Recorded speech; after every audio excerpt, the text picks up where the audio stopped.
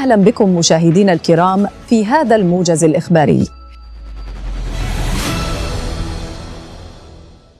في موكب مهيب، ودعت العاصمة الاقتصادية الدار البيضاء عصر اليوم السبت واحدا من أعظم رموزها الفنية عبر التاريخ.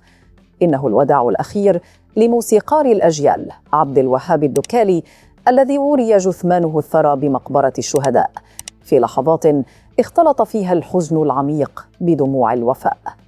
المراسم لم تكن مجرد تشييع عادي، بل كانت تظاهرة في حب الراحل، حيث تقاطرت شخصيات سياسية وفنية بارزة لتوديعه، يتقدمهم وزير الإدماج الاقتصادي يونس السكوري، إلى جانب حشد غفير من رفاق دربه ومحبيه الذين أبوا إلا أن يلقوا عليه نظرة الوداع الأخيرة. ورحل الدكالي عن عالمنا أمس الجمعة داخل إحدى المصحات الخاصة بعد صراع قصير مع تداعيات عملية جراحية خضع لها مؤخراً، لتتوقف معها نبضات قلب طالما أطرب الملايين وأغنى الخزانة الموسيقية العربية بفيض من الإبداع. برحيله يسدل الستار على مسار فني استثنائي بصم خلاله العميد تاريخ الأغنية المغربية بأسلوبه الراقي واختياراته التي لم تعرف الشيخوخة.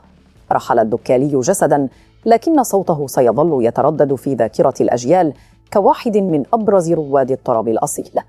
نشكركم على حسن المشاهدة، وإلى اللقاء.